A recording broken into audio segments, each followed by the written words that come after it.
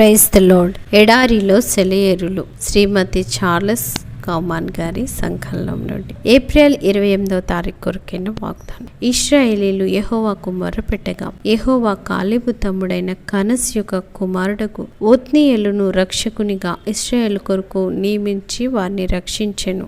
యెహోవా ఆత్మ అతని మీదికి వచ్చెను. న్యాయాధిపతులు 3:9-10 తన యుద్ధ సూరుల్ని దేవుడు సంసిద్ధపరుస్తున్నాడు. సరైన తరుణం వచ్చినప్పుడు కనురెప్ప పాటులో వాళ్ళ స్థానంలో వాళ్ళని ఉంచుతాడు. ఇతడు ఎక్కడి నుంచి వచ్చాడు అంటూ ప్రపంచమంతా ముక్కును వేలేసుకుంటుంది. స్నేహితుడా, పరిశుద్ధాత్మను నిన్ను సిద్ధపరచని క్రమశిక్షణ నేర్చుకో. పాలరాతి శిల్పానికి తుది మెరుగులు దిద్దాక దేవుడు దాన్ని ఎత్తి పీఠం మీద ప్రతిష్ఠిస్తాడు. దాన్ని ఉంచవలసిన స్థానంలో అమరుస్తాడు. ఒకరోజు వస్తుంది, ఒత్నీయేలులాగానే మనం కూడా జాతులకి న్యాయాధిపతులుగా ఉంటాం. 1000 ఏళ్ల పాటు భూమిపై క్రీస్తుతో కూడా అధికారం వహించి రాజ్యమేలుతాం.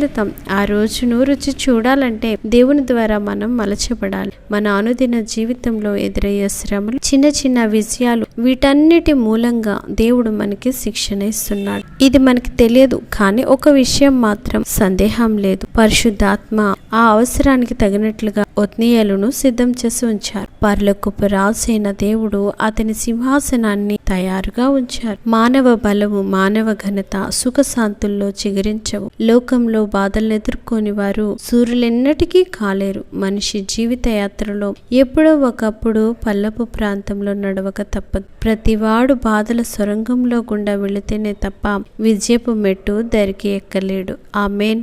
హల్లెలూయా.